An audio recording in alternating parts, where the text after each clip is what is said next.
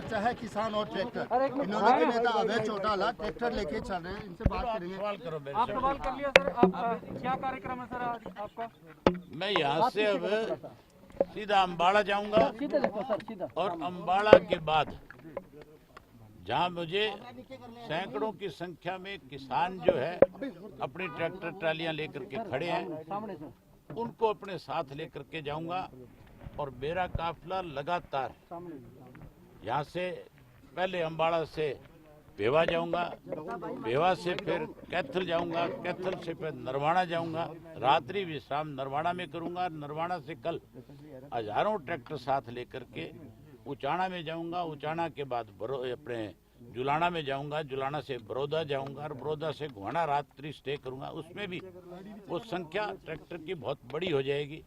और गोहाना से अगले दिन 17 तारीख को सुबह 10 बजे वहां से चलूंगा और वहां से सीधा फिर गन्नौर होते हुए और सिंगू बॉर्डर जा करके उन साथियों को जिनको साथ लेकर के जाऊंगा उनकी जिम्मेवारी लगाऊंगा कि अब आप इस आंदोलन में लगातार यहीं रह करके जहां बाहर से आए हुए किसान हैं उनकी देखभाल करें, वहीं ये और मजबूत हो आंदोलन।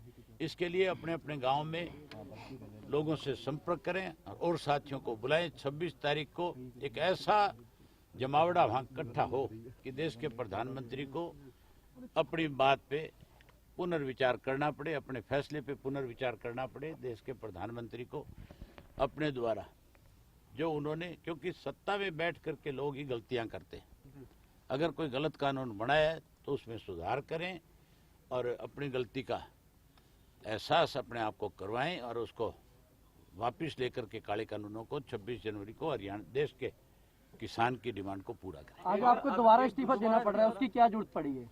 मैंने कल आपके सामने फिर बताया था, इसलिए कि हमारे जो स्पीकर हैं वो जानबूझ करके एक लोगों में कंफ्यूजन पैदा कर रहे हैं, बारी बारी कह रहे हैं कि मेरे पास इस्तीफा नहीं पहुंचा।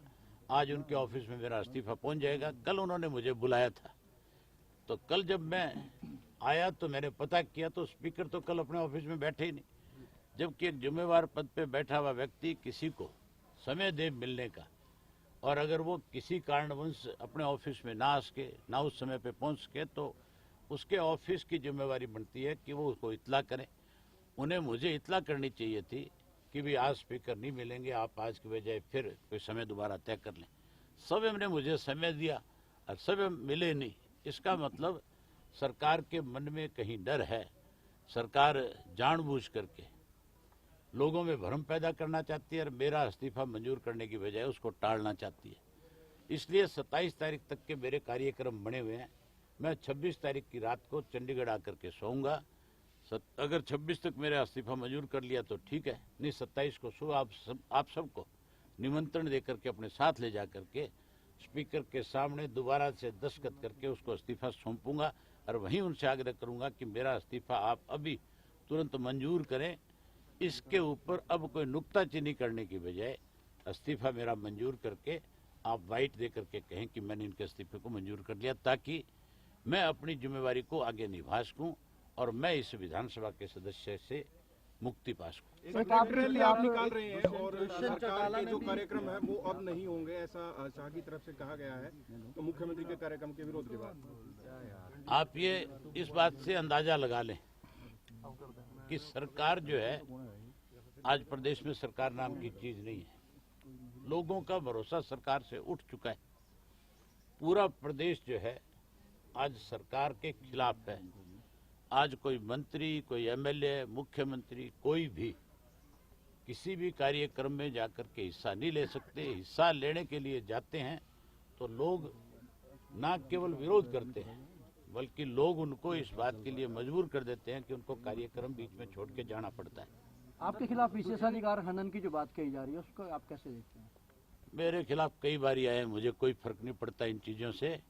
जो लोग लेकर के आए वो विचलित हैं बेचारे, उनको बेवकूफों को, मूर्खों को इस बात की भी अकल और समझ नहीं है कि कोई भी विशेषाधिकार का इशू आता है तो जो बात विधानसभा में कही जाती है उसको लेकर के उसमें विशेषाधिकार का कोई प्रस्ताव आ सकता है। बाहर कौन किसको क्या कहता है उसके ऊपर विधानसभा में उस इश्यू पे कोई कार्रवाई नहीं हो सकती। दिग्विजय चौटाला कह रहे हैं लेकिन अरे छोड़ो ना, दिग्विजय चौटाला कह रहे हैं, और भी काम नहीं है आप लोगों को, सारा दिन उल्टे लोगों के बारे में पूछते हो।